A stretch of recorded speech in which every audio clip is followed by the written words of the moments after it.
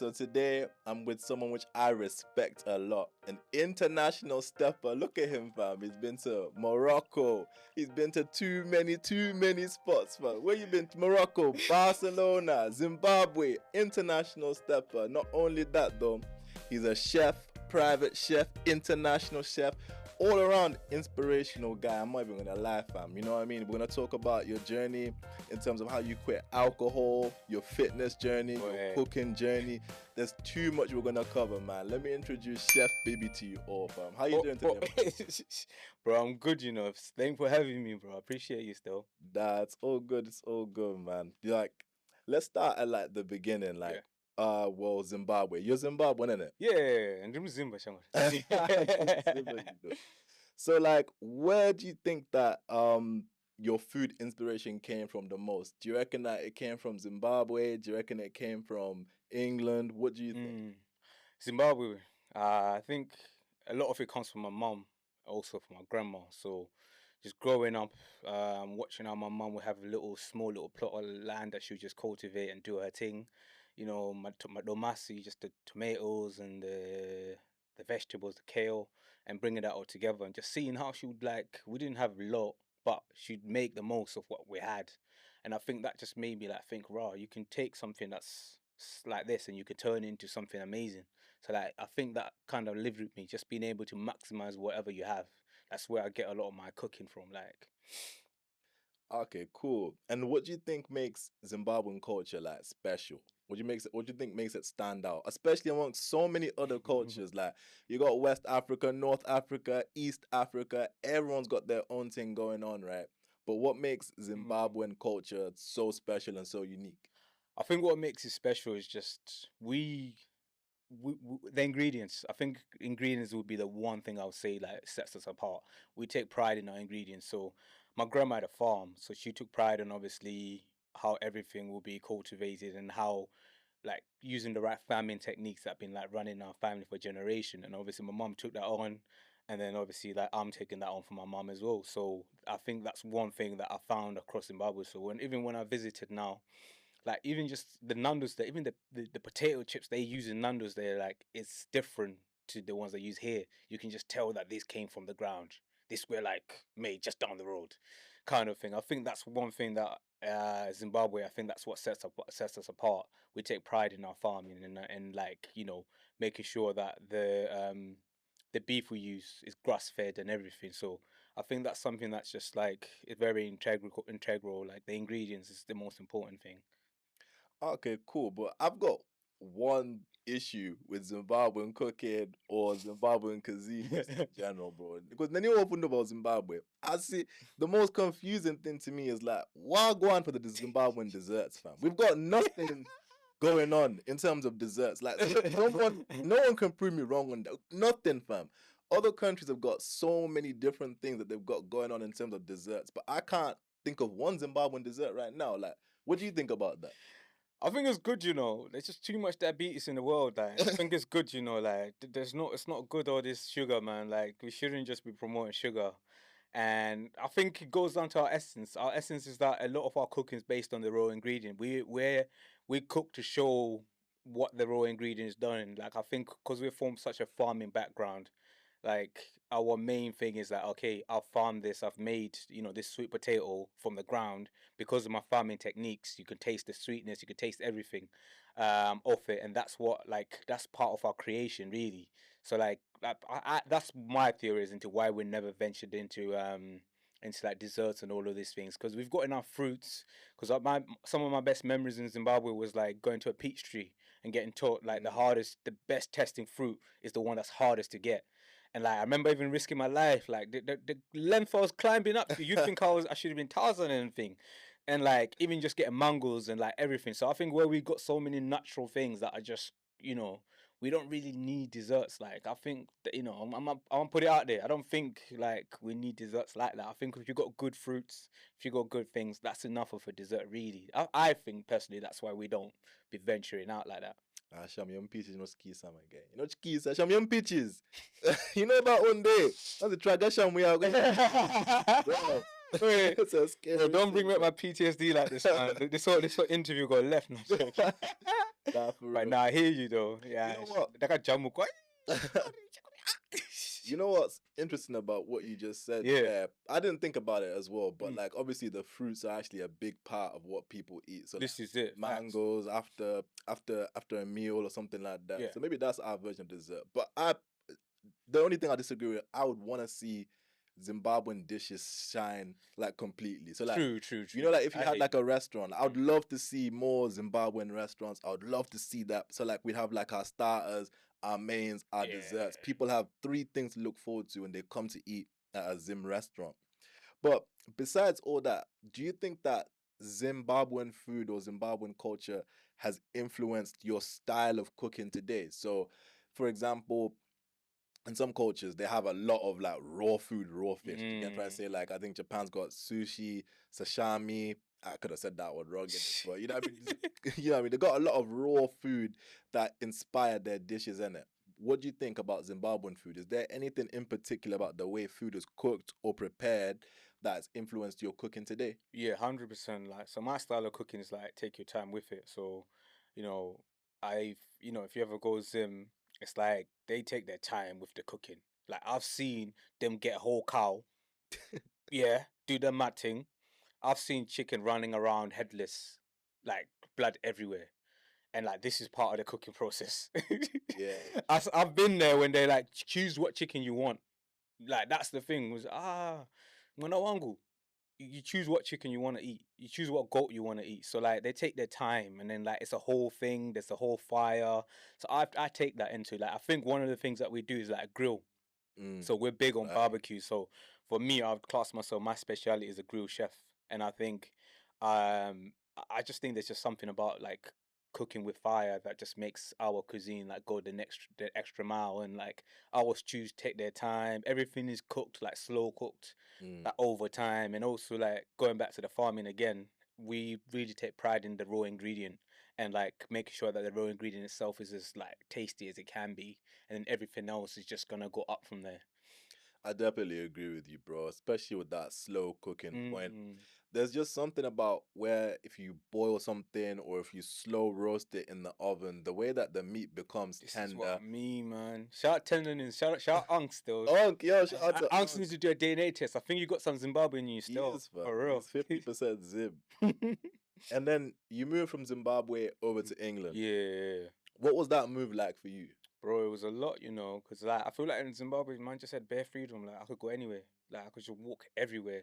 To come here to like just in a flat, bro. It's like, bro, like this is different. It's cold as well. Like man just used to like like roll up my socks in the winter, and all of a sudden, like yeah, I think it was like it took a lot of time to get used to it, but it was a big change for me. You know, the biggest culture shock for me when I came here, yeah, is I'm big on meat. Yeah. Pause. Like, pause. But but like yeah, I'm big on that stuff, fam. So like I love that incorporated in almost every single dish I have in it. Breakfast, lunch, dinner in it. There'll be something I can yam on in it. That's you know what I mean. Yeah, facts. So when I first came here for Christmas, and then my teacher told me about these mince pies. You get me? Yeah. So I was so excited, bro. I went home, told my parents, what everyone like, yo, at school, innit? At this school, they give us mince pies, you get me? And I was so excited I came into school. I even asked for 2, do you get me? I was like, miss, please, give me 2, you know what I mean? Took one bite into that mince pie, and I was like, what the hell is this? You know what I mean? Like, what type of timing is this? What type of evil witchcraft have these people done in it? Because a mince pie to me must be filled with meat. Why going for the mince pies here made no sense. But that was the biggest culture shock for me when I came here, bro. I know what you mean. I know you used to get them pies as well. You're comparing to them pies that we had. Yeah. Pies, innit? Yeah. You thought every pie could Exactly. meat. That's Yeah, bro. That was a big shock for me as well, man. I was like this, like my face was like, bro, I didn't even finish it first time I ate. To this day, I don't eat none of that. I'm like, bro, this is crazy. Nah. My whole mind, I'm thinking I'm digging into some good meat. Pause. But yeah, that was wild. And then what food do you think you missed the most? So like we just mentioned about like my pork pies, my chichi. But what do you think that you missed the most coming to England that you could have readily available in Zim? My putty.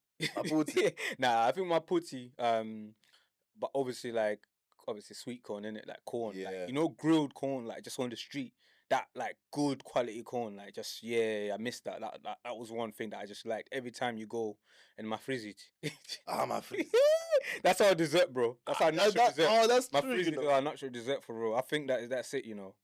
That's actually so true. On my last day in Zim, and it like it was like I seen the you video. see the Yeah. video? You was doing your thing. You was doing Chaos, your thing. fam. Yeah. Shout out to that lady, Ruth's Bar, fam. Not Ruth's Bar, Ruth's Sweet Shop. Yeah. Oh, it I need was- to shout her next time I go for real. Shout out to her. She gave me free my freezes when I left, fam. Uh, What do you reckon the UK has done with your relationship with food? So, like, maybe it's particularly in terms of health. Is there anything in particular that coming to the UK has changed your perspective on food, cooking, maybe in a positive way, maybe in a negative way? wait, did you say health? Sorry. Yeah, health. Yeah. Okay, so I just think like you just got more ingredients. Like obviously back in Zim, it's like you only eat mangoes at a certain point time in the year. You only eat certain fruits when they're ripe. Like there's no like this. You only eat everything when it's in season. So like coming here, you can get anything you want at any time. And like most places, like most big supermarkets, you can get this, you can get this, you can get that, and so it means that you can get your vitamin, whatever, all year round. You don't have to wait until this time. So I think just having that abundance of you can get whatever you want at any time, like that's kind of helped in terms of health, but also it's also made me respect the Zimbabwean roots of like growing things yourself because that's the only way you've got full control of how healthy something is. If you've grown it yourself, if you know that you haven't used any fertilizers, pesticide, any of those things, and like that's made me like go back to like the Zimbabwean way because then I think really if you really want to be healthy, that's like the best way to go about it because then that way you know exactly what you put into it. Okay. You never know nowadays, but obviously you get organic, but bro, it costs your arm and a leg. Yeah, Hey, those organics. hey. Yo, it's actually crazy how expensive it is.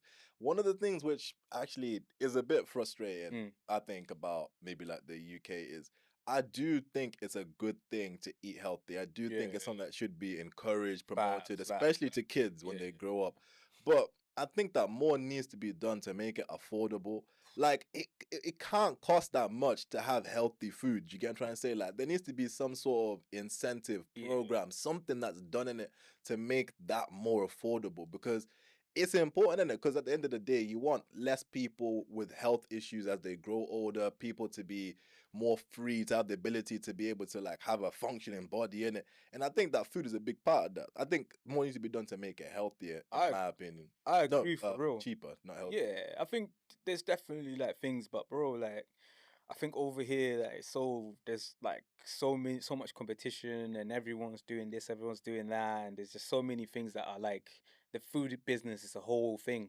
Mm. And I definitely agree that food should be definitely made healthier, and I definitely push for everyone to get something that can help them like eat healthier, or whether that's just like buying in bulk or like finding local markets and going to farmers markets or like there's always things around where you live. You might just have to just maybe drive a little 10 minutes down the road or get a train there and go to like this local markets where everyone's Yeah. bringing their food or they've sourced it well and they take pride in that, and you're always going to get a discount if you ask. Like if you build that relationship, let's say you go to the market now, you build a relationship, like you might go there at the end of the day, the guy might just have like, I don't know, a few sweet potatoes back and be like, oh, do you want to take this? So I'll do 3 for 5, or like like little things that I always get deals when I go markets, and like little trick, go there like when it's closing. I'm telling you, you get deals 100% because like sometimes because they pride themselves on selling things fresh. So if they got leftover, they wouldn't mind like doing a little deal for you and things like that. And if you build that relationship, naturally over time they're just gonna like do little things. Whereas like if you now go to whatever your supermarket is, if it's £1, it's £1. You might get it reduced once in a while, but they're not throwing you any like fresh favors here and there. Like, oh yeah, you've come here all the time. I don't know, maybe you've got Club Cup points, you might get something. But other than that, like it is what it is. That's a really good point that you make there, bro. Because when people go abroad, especially when I go abroad, and Yeah. when I went to like Brazil, to Thailand, even to Zimbabwe, a big part of the thing, a big part of the culture there is like haggling down, negotiating, bringing things down. But the mentality isn't really the same here. That's a really good point. You can make things cheaper for yourself just by asking the question, building the relationships, as you said, and over time you'll find that you might be able to actually afford food cheaper Yeah. by doing that. That's a good point. 100%. It's like also making food stretch as well. Like it's like, for example, now let's say you're making a stew. Like you get your good beef, but you can put some potatoes in there. You can put some like other things in there. You can put some carrots. Carrots are like my biggest like like stretching a meal secret. Like vegetables in general, like you can put like loads of this low cost vegetables in there, make that meal stretch even more. And again, if you're going to the market again, you can even get a bit more for your carrots than you would. And I think over here, what I think is that because everyone's so used to just going to your supermarket and all the prices are set, so everyone's just mentality is just yeah, this is the price and that's all it is. Whereas like in those like it's more there's like a relationship you build and everything is relationship wise. Also, I think there's a bigger emphasis on community.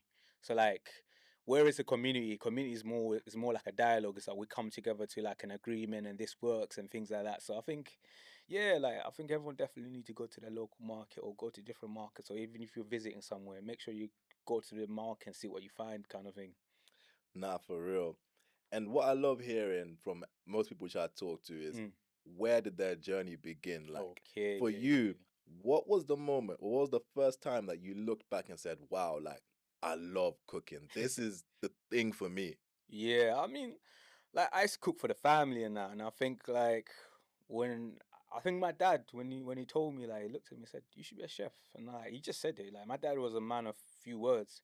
He said you should be a chef and I was just like, rah, like that's when I like obviously for someone like that who's got like a positive like influence on me to say that. I think that's like the moment that made me think. Like it didn't dawn on me then, but I think like subconsciously I started seeing it as like, okay, cool. If I was to make this work, how would it work? And like maybe even taking like what a chef is a bit more seriously, maybe playing around more, maybe pushing like further. And I think really like at that time I was young. I think I might have been like 14 or something like that. So like at that time obviously just doing a lot of breeze. But yeah, I think that's the moment that kind of like really like implanted a seed into me, if that makes sense. And do you find cooking fun? Like, are you happy when you're in the kitchen? You know, sometimes you see them people where like you're in the kitchen and they step in the kitchen now, Yeah, and then their head goes. Do you know what I mean? Like they don't like people in the kitchen. It's not an enjoyable experience for them when yeah. they're Now I actually hear it. cooking. Is it actually enjoyable for you when you're prepping the food, cooking the food, not just eating it, Yeah, but just the whole process behind it? yeah. I think like for that reason is why like for me, I'll never. I know it's gonna sound wild, but I'll never work in a big mainstream kitchen and things like that because I never want to lose that play. Cooking was always like play for me. That's like a playground for me. Like when I'm cooking, when I'm in flow state, that's me still. That's where I hit flow state in the kitchen. So for me, it's even starts even beforehand. It's me like picturing in my mind like visual like cooking showed me what visualization can do.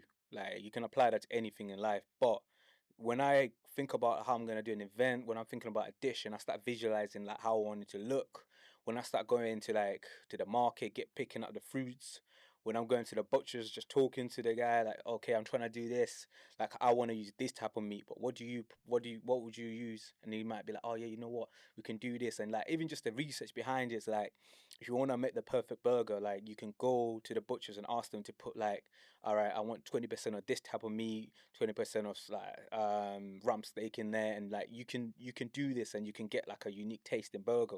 Obviously, if you want to go that far, but I like all of those things, like the research behind it, and obviously once I get in the kitchen, the whole process of like making my seasonings, marinating it, leaving it overnight, waking up the next day, starting early. There's just so much intricacies within it, and it's like, to me, I see it as like a creative act, if you like. I see like I approach cooking the same way a painter will approach a painting. Before they paint, you just might see the finishing pictures. You don't see like them going to galleries. You don't see them finding the right kind of paints. You don't see them even looking at the right kind of canvases, sizing, all of these things. It's just like we see the final pictures, but sometimes the painting that we see was one of 50. That was just the best one. There's like loads of works about how art painters used to would destroy the old works. But like for me, it's like even the dishes that you might see for that dish, there was so many that didn't make it to be that one there. So I think that whole process is like, and I think that when I'm cooking, that's when I feel the most creative. So if because I give myself freedom in a way. I've allowed to give myself freedom to make whatever. Like I can change the recipe when I feel like it. If I'm missing one ingredient, that's an opportunity to make a whole new recipe for me. It's not like I'm gonna be like, oh, no, that's just so yeah. So I still find cooking fun, but I get like obviously where you're cooking for others, there's elements of it where you gotta also respect what they want and everything as well. But I think that can be fun as well because then now it's like a collaboration, and the collaborations can be fun because that can invoke something in you that you didn't know you had, but based on just listening. Because sometimes you need that push to even go further. So like I definitely think the main reason why I wouldn't go and work in a big kitchen is just to keep it fun for me, and that's what kept it fun for me for doing it for so long. For real, man. I love that point that you made about the burgers as well, in terms of being able to customize the Bro, different there's percentage so of meats in many there. things, bro. That's an amazing point. I think people need to write that down. You know what I mean? Yeah, So go they to your know. butchers, man. Ask him still, or just like try a thing. What do you think is the difference between a chef and a cook? Mm. I don't have any idea what the difference is, bro. Like, is there a difference, or is it just a term? Is it two different words that mean the same thing, Yeah. or what do you think is the difference between the two? For me, I'm not really a big fan of labels, really, Mm-hmm. because I just think like whatever you do, just do it. Like I think when you start putting labels, like usually labels come with limitations and and also it excludes some people, or keep some people. And I'm not really like I just think you just like make whatever you want. Really, for me, I more tend to think of it just being creative. Like everyone's creative in their own way. Mm-hmm. But I think if I had to define the difference, I would say a cook is just someone that cooks whenever they feel like it, kind of thing. Whereas, and also it's mainly for you or your family. When you become a chef, is when you cook more than your immediate circle, and the more you can kind of like have your own recipe. Even you don't necessarily need to have your own recipe. If you can look at a recipe and be able to do it and add different things, I think you're a chef.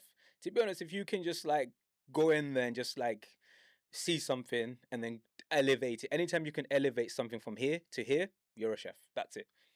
Let me add something on top of that. Actually, can you bake, bro? I can bake still. Yeah, I can bake, but I wouldn't say like it's my strong point. But I can bake. Like when I need to get my baking back, I can definitely do it. It's not something like I would say is my specialty, but it's something that's there. Obviously, if you look at the Michelin star, for example, any restaurant that's got Michelin star, they have to be able to do pastry, bake, and part of it as well. So like I think it's part of being a chef, but it's not necessary. It's just like you know what I mean. It's the more flavoring part of it. It's more flamboyant. I think Yeah. food you can take as far as the here, but I think if you really want to kind of go down the artistic route and just like do the more above and beyond, I think baking is that. This is what gives you that the permission to really go all the way. I feel like. Oh, that's cool because I was wondering if chefs could bake, or is baking like a separate like category of cooking. So like, is it bakers, chefs, cooks, or is it a cook can bake but a chef can't, or is it just everyone can do whatever? You know what I mean? Bro, I'm all with the whole everyone can do whatever thing. Like Mm. for me, obviously there are people that are classically trained. They'll probably view what I'm saying as like, oh my gosh. I'm like, Nah, bro, bun like, them, man. don't yeah, don't watch all of that. Yeah. I'm from like just you can do whatever you want, and I'm always kind of like against that whole thing because I feel like in any like skill or anything, it's just that whenever people, I feel like there's people that get put in a box and they don't expand themselves. I've always been against labels on boxes because that's what's made me get better. Like with in terms of food, because I never thought because I'm Zimbabwean, I'm only meant to make rice nodovi. You get me? I That's don't go bigger salsa. But no. Yeah, no. So I've always kind of seen it as in, like I can make whatever, wherever, and that's pushed me in boundaries. And some of the like recipes I made is probably because I've ventured into different cuisines, and I managed to find okay, what if I add this and this, and that's kind of how I came up with some things, and like kind of things like that. And I think no one should really box themselves, and like you should call yourself whatever you want to call yourself, and whatever you want to be, you can be type stuff. The kind of artists I listen to, like Pharrell, like he's got one quote like when he goes, "You can do it too."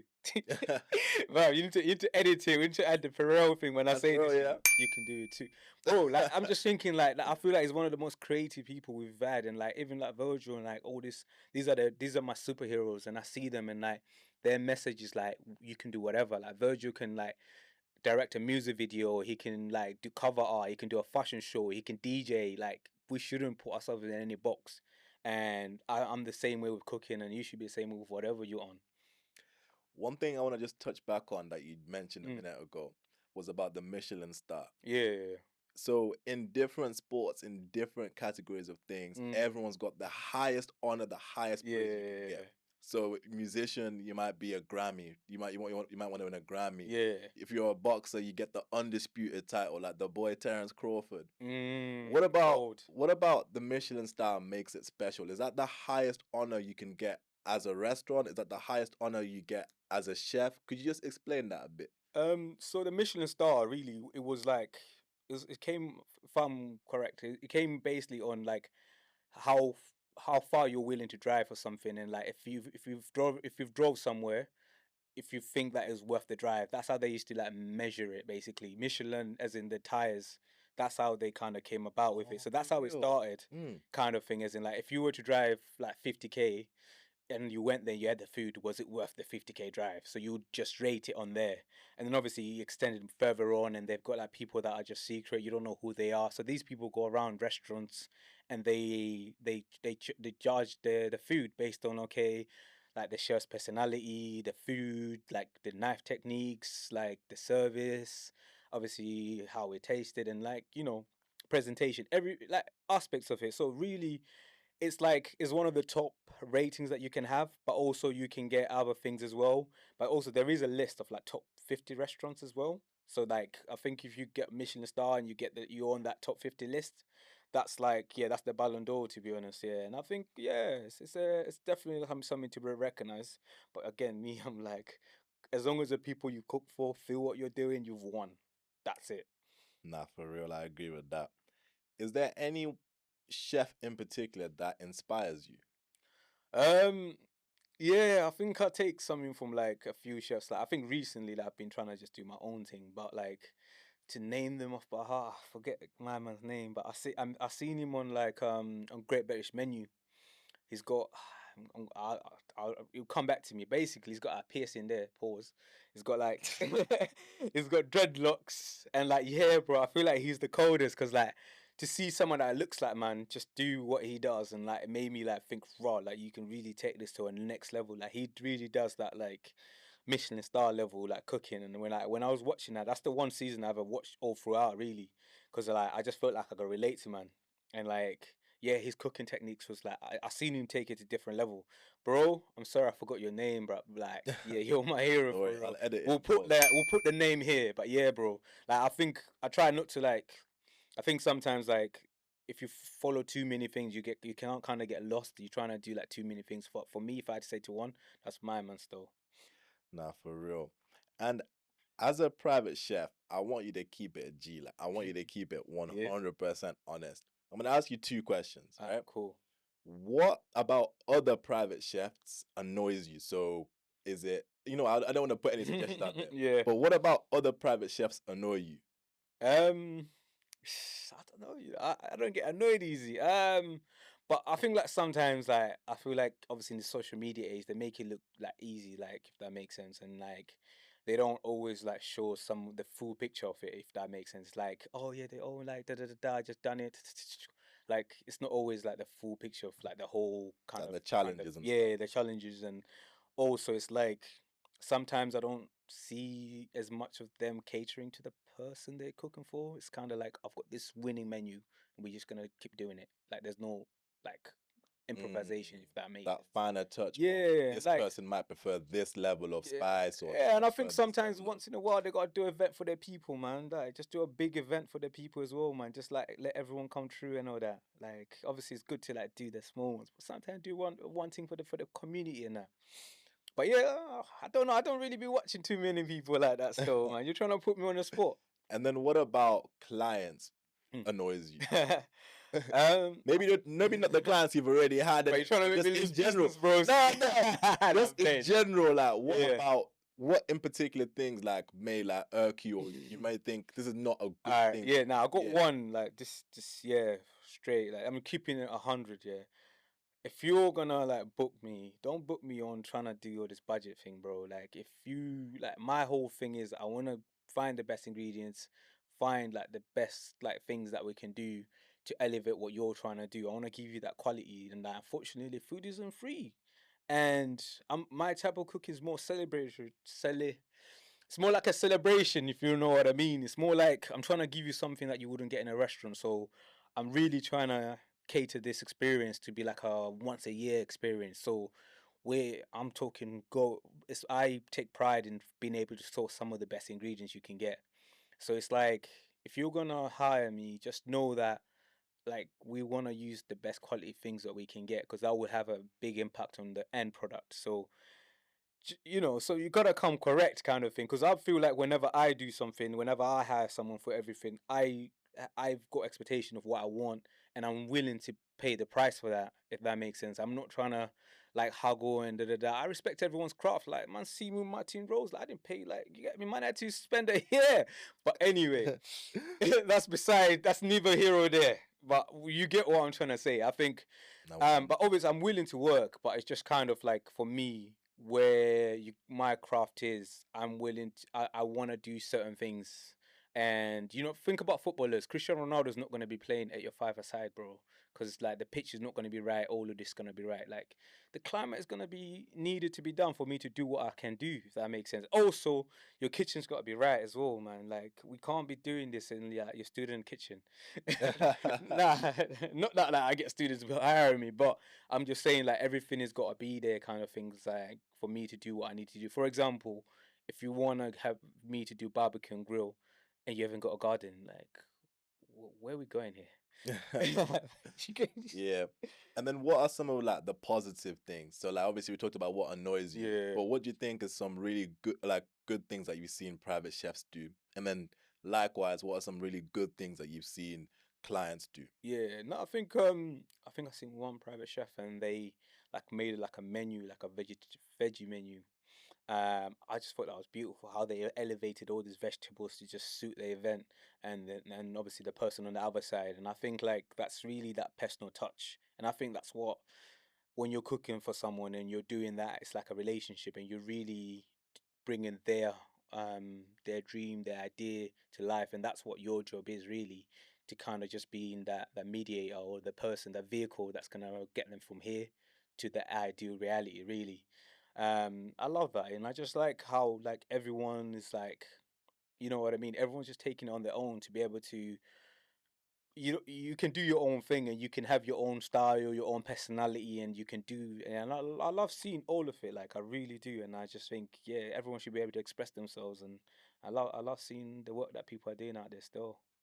I respect the work that you're doing out there, especially with your allotment. That Mm. allotment, when I saw you post that allotment content, you're there actually putting in the work, putting Yeah. the seeds in the ground. You know the Bible talks about reaping and sowing. Yeah, He's for real, really man. reaping and sowing. You know Hey. what I mean? So tell me about the allotment. What inspired you to get it and how are things going with it, just in general? Yeah, so it all comes from my grandma, really. It probably comes from her grandma, and I think this is just something that's part of like a part of family heritage. This is something that's it's been in my family. Kumusha how it is. So obviously, from my grandma taught my mom taught me, and that's how it really started. Like at first, like man used to be mom's all waking me up. Like, I don't know, Vima. nay. So like at first I was like raw, and then I'll go there and I'll do a thing and things like that. And obviously, mum's is all growing and that, so she can't be like, she couldn't just be out here plotting the land and doing all that. So I didn't mind. Obviously, once I got a gym, I'm feeling myself and that, so that was calm. And then I just like obviously from then I'm like learning little bits and little bits and little bits every year. Like I started off digging, then started off obviously watering, and then obviously like learning. Okay, cool. Now you need to like, for example, after you've like done what you did with the allotment, you find out what tastes nice, and you keep the seeds from that, the pumpkins, for example, that taste nice, and you use those to grow next year. So it's like you're basically like every time everything's getting better and better, and you're learning something. So I'm learning all these tricks. Like for example, if you grow corn on one side, essentially corn takes like something from the soil, but it gives off a toxin to the soil. Not let's say it's gonna kill anything, but you can't grow corn in the same plot of land that you did last time. So you gotta move it around. But if you get the rotation right, you can actually have plants that will take what corn doesn't like and give off what he doesn't like. And it's like there's a whole process to it. So I'm learning all of these things, and like obviously when I like this is just something that my mum will tell me. But if you can look this up, I think it's called some Mexican like something like that. It's like the Aztecs, and they used to do that. That was like there's a whole triangle Yeah. of it of what you can do. So like there's a whole deeper thing within it, and I'm like I think growing has also brought me closer to my own like family heritage, and even being Zimbabwean and like understanding more of where I come from, and it's something that always keeps like my grandma's memory, may she rest in peace, with me, because I'm always like thinking raw, like I feel like I can feel my grandma in a way, because all these lessons I can like hear my grandma's voice in my mom's voice, and like in terms of so far with that allotment, bro, it's just the digging part of it right now. So now it's cultivating the land. Last time I was there, I was just covering it. So obviously less like all these weeds and things like that. Now that the sun is coming out, the weeds are gonna be everywhere, the rain. So I was covering it. So obviously it cuts out the sunlight so the weeds can just die off. Next thing is digging. Obviously we're going to the growing months now, so it's about time to get busy. We're about to start like getting all the seedlings ready and everything. So yeah, bro, it's exciting. It's exciting time. Obviously this is the difficult part because it's all the digging and everything. But I've been going gym lately, so I'm feeling myself. I'm ready for it, man. Yeah, now I've been seeing your like your growth and Yeah, your journey. One of the things that I respect about you the most yeah. is the fact that you've been able to have the discipline to continuously go to the gym. But not only that, how many years have you been sober now? Like, Bro, I got an app. I yeah, think like last time I checked was like 800 days. I think it's a bit more than that now. Yeah, 800 probably like days. yeah. Nah, big Like that was a respect for big you for like that, last fam. checkpoint for real. Yeah. What do you think inspired like that life choice? Um, bro, it's just like man when you twice, man, just like starting a lot of like introspection and just to realize like okay, like I'm at this stage now in life, and I saw a quote somewhere. I think like Ashley Chim said it. He said, Whatever you give up for God, God will replace it better." And I think like that was one of the like quotes that I always remembered. So for me, giving it up, it meant like gym was like easier, everything easier. I think everything in my life improved, and I think for me to get to certain things where I wanted to get in life, that was one thing I had to give up. And I think even being Zimbabwean, I think a lot of us need to give it up for real. Like, Man. I want to be the example to show that Zim men can like just leave that one behind, Say my bro. border pasi background. Leave the bottles alone. Zimbabweans, some of the heaviest drinkers I've ever seen in my entire life. Every culture Mm. thinks that their people are the heavy drinkers. There's levels to this. Do you know what I No, mean? facts. Most of you man are hearing it. You've never in your life seen what Zimbabweans do when it comes to yak and alcohol, bro. It's a different world completely, bro. Bro, but the worst thing about it is like even just in general, man. There's a lot of things going on. Obviously, there's a big thing that happened recently that we won't touch on too much. But like, I think like everyone should just take a note. Like, you know what I mean? Like what it can do for you. Like the things that like yeah. So I just think there's so many examples of why it might be worth like putting it down or even just cutting down what you do or just make sure you're in a good place when you do it. But yeah, like I've got some other deeper reasons and everything which I'll touch on, but you know, maybe at a later time. It's still something quite like fresh and like something I'm still dealing with kind of thing. So, but yeah, like really just to give you a bit of insight, like it's something close to home kind of thing. So yeah, I think everyone should just take a life audit and just think, okay, everything in my life, if you're to write everything you do, like what's benefiting you, what's not benefiting you. If you want to get from here to here, what are the things that's holding you back from you to be your true self or to be able to execute on what you want to execute. And like even just like obviously I like reading books. I'm an avid book reader. There was a book I was reading called The Artist's Way. And it talks about like sometimes when like things like substances is actually a sign that you're blocked as an artist, and like all these things are actually blocking your creativity. Even though just reading that even helped me. So maybe if you're creative, like whatever you might be indulging in, that might be the thing that's actually holding you back from your creativity, like to really blossom the way it should. No, bro, I've really seen how your life has changed since you quit yak, fam. Bro, we met Like because of alcohol. yak, you forget that Yo, one. yo, yo, I still remember that house party, bro. yo. But hey, man, like I feel like you gotta like live and learn, man. Like obviously, like I'm not here bashing like everyone that drinks and just says it, yeah. But I'm just like it's not for everyone, innit? Like if you done it at uni's done now. Just maybe cool off and yeah, man. So like what I've seen is like your growth in terms of the different products and the different things that you're developing. Yeah, Like yeah. you're really into matcha now to the point where I saw that you're making your own matcha brand, your own matcha recipe. Can you tell us about that? Like, what inspired like the matcha love? How does someone even begin to create a matcha recipe? All that good stuff, bro. Just tell us everything from Yeah. start to finish. You get me? I think with matchas, it all came from my friend, you know. When I was in uni now, she's even the reason why I drink coffee. So what it was, we would do all nighters, bro. Like, so I studied audiology. So audiology is like it's a lot of physics, a lot of this, a lot of that, and so sometimes we had to do some all nighters just to do the revision. So that's where the coffee came in. But like sometimes we'll do like light sessions during the day, but then like we'd have like little matcha snacks, matcha this. And I remember like we went Cardiff one time and we had like this like I think it's called eggnog. Like it's like a matcha but with egg whites, I think, or egg yolk. One of the two. It's like a Vietnamese type thing. So yeah, I just like I liked all of this and I didn't really know for a name for it, but it was always like a thing that was like as a reward for like revision, as a reward for like doing all of this thing. That's how it started for me. That's where it started. And then obviously I've always liked it. And then like when I obviously finished uni, now going about my own life, I always thought like, you know what? There's this drink that I always liked. Obviously my friend's Japanese, so she knew like about the pattern and things like that. So that's when my that the first beginning of it started. So then obviously now I started venturing off, trying different matches by myself, everything, and like I see everyone else do matcha. I'm like, raw, like man, like I've been doing this. Might as well make the little content as well. So like started doing obviously the content and obviously like reviewing different matches and everything. So my idea why I was reviewing different matches was in the back of my mind, naturally, creatively, I'm always like thinking, okay, how what if I was to make this, how would I make it? So one thing as well with the gym, I was trying to like have less sugar in my diet, and one thing I found with like a lot of this matcha places, especially that the high street ones, they just the bait ones, they use too much sugar in there. So that's what inspired me to make my own because I was like, nah, I went to one matcha up in Cambridge here, and like they use like real fruits, and I was like, yo, it still tastes nice. I was like, yeah, this is what like that with other places as well. So I think that's what made me start having my own kind of matcha things. It just made it easier, but also it's expensive though. Some like now that it's a whole thing, you're getting matchas for like this was like £7 nearly just to get that ceremonial like that umami that yeah. But again, I'm thinking like I can make that for way cheaper and I can do that in my house, you know. So yeah, that's kind of like how it kind of like grew and it's just done a thing. So just one thing like led to another type thing. People try to laugh at matcha, yeah, try and make it seem like it's a joke, bro. Bro, I ain't even gonna cap to you, man.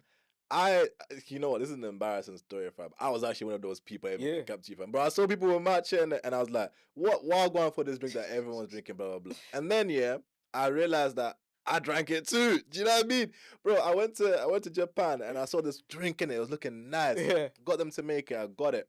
I was drinking. I was like, yo, what is this, fam? It was nice, bro. This was like 4 years ago when I had it. Do you know what I mean? And then I only recently found out that that was matcha that I was drinking, and I've hyped that drink up so much.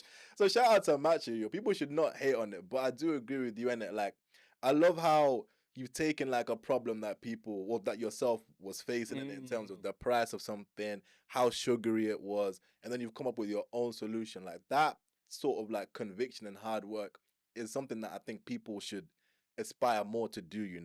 And you're taking it even further in terms of like you're making a cookbook as well. I want you to talk about that, bro, because I love it when people really put pen to paper and almost like put their money where their mouth is. You get me? In Ratatouille, and they've got the book in it like anyone can cook, and it's an Mm. inspirational book, and Big facts. you get me that people can look to say, cool, anyone can do this, even a rat in it. You know what I mean? But like for yourself, what's your cookbook like? Tell us more about that. Yeah, so for me, it's like I think in a world where there's so much knowledge, there's so much everything out there. The real skill is to be able to create the knowledge. So I wanted to like to give you a like a a walk into my mindset, into what how my heart set, like how I view cooking, how I view the whole process. So the whole book is basically like a combination of how to create, obviously how to like make the dishes in there, but I'm not just trying to teach you how to make the dishes. I'm trying to teach you how to be your own creative, to just be able to elevate whatever dish you're coming across to then go to the next level. It's a combination of like things I've seen in cookbooks that I felt like was missing really. So I feel like a lot of the books don't always go into like even just like how do you that like go into the butcher's etiquette, like how do you communicate with the butchers to get the best things. You know, like we spoke about haggling earlier, like things like that. Like there's not as much. I think all of these like missing little things are what like can inspire you to cook even more, because when you gain confidence, when you go to all of this length is to kind of like all of these lengths to make the final product, it adds up. So my book is on that side of things. So also I feel like the reason why people don't cook is not necessarily that it's they're not able to do it. It's more so they don't have the right habits to it. So I'm a big fan of like Atomic Habits. James Clear. I think that book is definitely like changing my whole mindset. And I always love self-help books, but I feel like that one was one of those books where it's like, okay, you actually have to do these things, and when you do them, you see the changes in them. So I'm all kind of like putting that together, as in, okay, in terms of cooking, this is how you develop those habits to cook more. This is how you can, have an environment that's going to ensure that you're cooking more kind. So I'm putting elements together and also telling you my journey. And so whenever you see me make a meal and you think that's crazy, you know exactly, okay, this is where he started, this is how he went through, this is how he started sourcing things, and this is how he kind of came together, this is how he put the recipe together, that kind of thing. So I just felt like, you know what, and also I'm at the stage now where like, I got little nephews, and one of my like, they're a certain age. My cousins are all going uni now, and like sometimes they ask me for recipes. So I'm just like, instead of me just giving you a recipe, I might as well just give you the whole game. That kind of thing, yeah. I like that a lot, man, because it gives you the full perspective on how to really This cook is it, something from yeah. A to B. I like the point that you made about the butcher's thing as well, in terms of like how you can negotiate to get these ingredients as well. Facts. Because everyone just thinks straight, let's just go to Asda, Tesco, Aldi, but there's Yeah. relationships that you can form that can then help your cooking as well. Would you say that that is like is that your biggest aspiration, to sell multiple cookbooks? Is it to have your own restaurant? Is it to be like a private chef for multiple people, celebrities? What do you think your overall maybe greatest aspirational goal is with your whole cooking journey? It's just to teach. Like, I feel like being Zimbabwean and where we're from, I don't really, when I was growing up, I always felt like, oh, maybe I might not be able to do this. I don't really see anyone that's doing this to like this. I don't see anyone that's just like man that's doing it. So it's like, I just want to show like people that are like man, just to show that like you can take this a little step further. You're able to do this as well. So in as many ways and mediums as I can to be able to teach, whether that will be a book, whether that's doing like a private chef, and like, so it's me and you, and I'm cooking and you're seeing it, and I could teach you like this is how I do it. It's not really that complicated. I can do it, you can do it too. Whether that's like in terms of like having my own place, I've always had this dream of mine, like to have like, just imagine having like a hotel, like a wellness center or something like that, like in Vic Falls or something like that. And it's just like you can have a cooking class there, you can have a dinner made there, you got your own like bright stand, you could do your own, that gochi papo. Good, You good. know, like how in Yeah. hey, gochi good. Hey, don't get me excited. I'll start. Anyway, but I just wanna just show that there is like a creative alternative to doing things, and in as much way as that, as I grow, I really and truly, I just want to show that we all have freedom in the kitchen to express ourselves in any way we can. And that's my ultimate goal, to show that the kitchen can present a type of freedom that you might not experience elsewhere. That's a beautiful thing, man. I feel as though I get that, but from like traveling. Like I Mm. think that's what Ooh. traveling does to my brain, and it like there's just like a certain level of like freedom, happiness, joy, meeting up and talking with locals, having new experiences that just like does something to my brain every single time when I do that, in it that just brings me like a type of joy that I just cannot even describe. You get me? So you've also traveled to bare places, fam. Turkey, Barcelona, Morocco, Amsterdam. Yo, I'm trying to think. Germany. Where else did you go from? Switzerland as well, innit? Yeah, I was a Bro, black you're trip, man. international stepper, bro. Once you've been to like 3+ places, innit, you're really traveling, like you're really stepping. What trip changed you the most, or what trip do you think like you've enjoyed the most, innit? Yeah, I think Morocco, you know, obviously like Zim, if I say Zim, that I'll just be biased in that. But Nah, I'll say say it, Morocco. bro. I say Morocco only because like just to give it a bit more depth. So Morocco for me, there's this book I've been reading called Unreasonable Hospitality by Will DeGuerro. I think so I'm really butchering his name. But yeah, it talks about how like he made this restaurant go from like out of the top 50 to being like the best restaurant, and one of the things that he done was doing unreasonable hospitality. I think in Morocco is when I really experienced that. Like Okay. I could be going somewhere and they're like I'll just be talking to bro. He'll be like, "Oh, come and sit at the front. We just talking, like you know, like little things like that." He'll bring water, like I'm just like little things. You go to the restaurant. Like I remember, like I went to the restaurant now. You can get a cake customized. You can get all of these things, and then like I requested for like the table, and they did all of these things. Like the kitchen stuff came out to sing happy birthday. There's just so many little things that I was just experiencing there, and like obviously that was like I'm like from the south of Africa. For me to be honest, I've never really experienced life from that side, and like even I was in the Uber, like my airport transfer, he he was just in there, he was telling me, bro, I learned how to speak English from what's it called, from YouTube. I'm like, I don't know what big inspiration that could be. Like, imagine learning how to speak another language from YouTube. Like, bro didn't even do Duolingo, like all of these things. He just went on YouTube, and I think like that really like made me like think, look at learning differently, look at like hospitality differently, and just think any interaction you have with someone, like you can like just do a bit more. And even the book says that the more you give to others, really, the more you give to yourself. You find the more you offer better hospitality, in turn you learn to look after yourself better. And I think yeah, Morocco was really that. And I just like even just going on a hot air balloon and just walking up mountains, seeing the monkeys just come on my shoulder, like just eating, watching a waterfall, and I'm just like, bro, this is life. And then like the way they treated man there was good. And like the cuisine as well, the cuisine up there, yeah, the tagines, Something and different. yeah, bro, like they got this technique where I went to a cooking class over there as well, so I'm just like getting game on game. They take like lemons and they put them in a jar and they put sugar, not sugar, salt.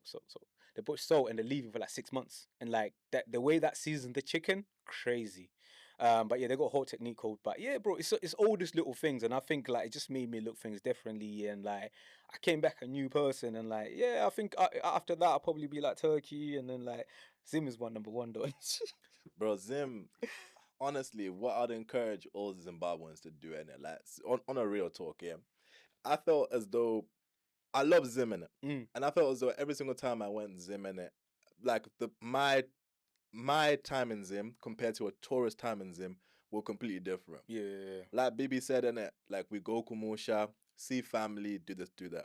But there's another side to Zim that, in my opinion, makes it the best country in Africa. bro, It's the best country in Africa, bro.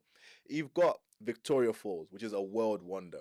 On top of Victoria Falls, at Victoria Falls, by the way, you have the chance to see elephants, buffalo, um, hippos, all of these different animals in one spot, one location, monkeys, whatever you're thinking of in your brain, you have the chance to see it on your way back and forth from your hotel. There are some of the most beautiful restaurants you'll see on the planet, like Baines Restaurant, Lookout Cafe. I oh think look out, you get me. yeah, We've both man, been there. Do you get what I'm trying to say? Then you've got safaris. Then you've got Chinoyi Caves. Then you've got like Boomy Hills. Then you've got the Kariba Dam. Then you've got all the different food, the braais, everything. Like cheap as there's, well, bro. bro, it's cheap, it's so affordable. It's tourist friendly because the one of the national languages is English. Do you get what I'm trying to say? Mm. There are very few, if not no other countries in Africa which offer you that type of experience in it, which is why I personally think Zim is the best country in Africa by far. And I think that if you're a Zimbabwean, take a lot of time to try to like explore and see it because you'll come back just thinking like I spent all this time in Chingo Vima and Chingo just step back and say but there was all of these things to do. You Yeah, know what I mean? no, I think Zim that bro, it's just the airport alone, the way they've just improved everything. The airport alone, even N Drive, like bro, where else can you negotiate how much you're trying to pay to go from A to B? Like there's just so many things about it, and like even just like the hospitality where I was staying. they're telling me for you to get a job there, you gotta you gotta do like a hospitality course, and like part of it is that you have to like work and study at the same time, and you get your qualification, bro. They've done like a whole thing. Also, it's the only place you can be there, and you can walk out at night, if, like in Vic Falls, you see an elephant just walking out, random, Right just there. walking, bro. I saw buffaloes just chilling, bro. They're telling me like, yo, you can't be out here just yeah. But yeah, like nah, bro. It's just it's a different. Like it's the close to like actual reality you get. That sounds crazy and hella. But like, where else are you gonna get that? Like, just animals are allowed to roam free, like You get just like that.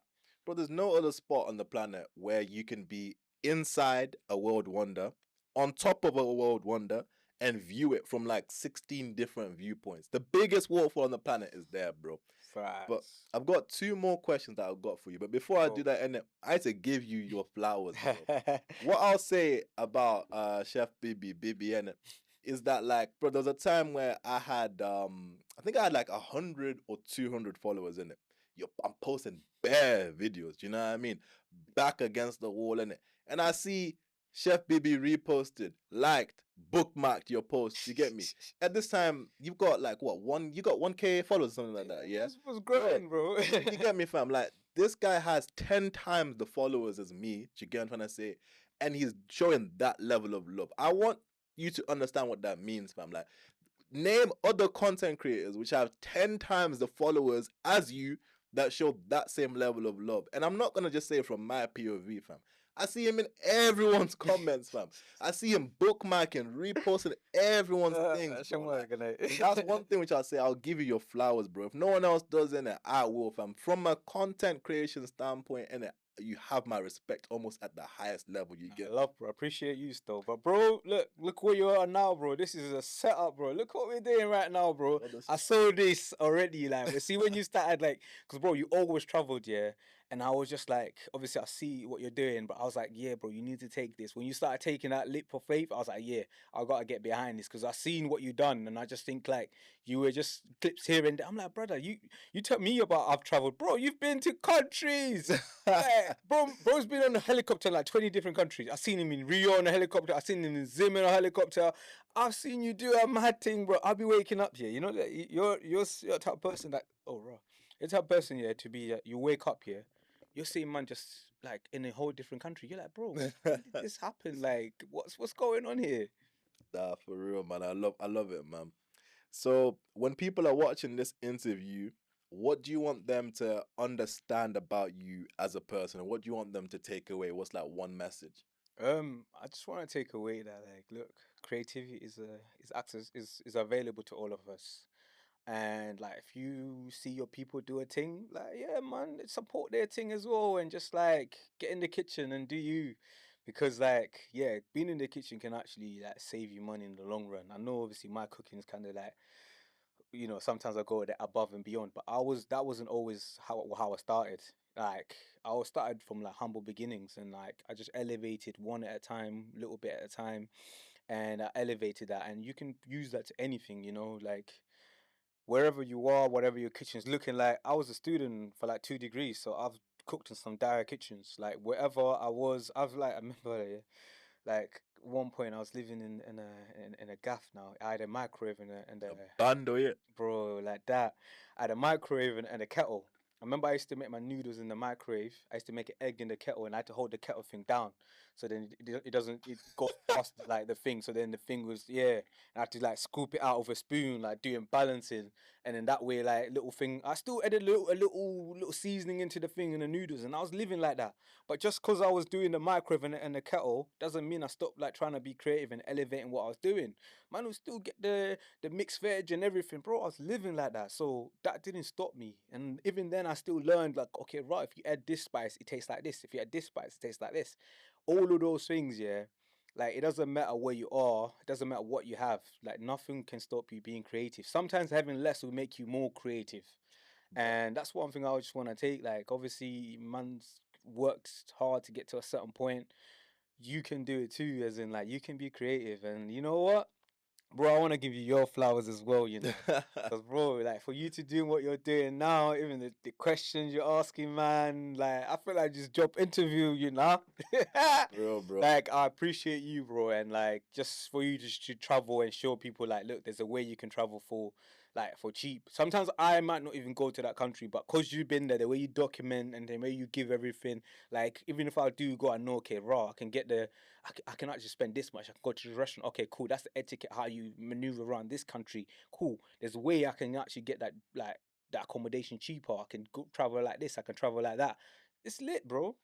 Nah, for real, man. I was laughing earlier innit, because like I was on the same time vibe, fam. You know, eggs in the microwave, scramble them up, put them in there, fam. Same time vibe. Bro, that's the yeah, man. You can learn a lot from that one there. You can learn a lot. But nah, bro, I appreciate you, man. Bro, Much love, man. Love, love, love, love, love.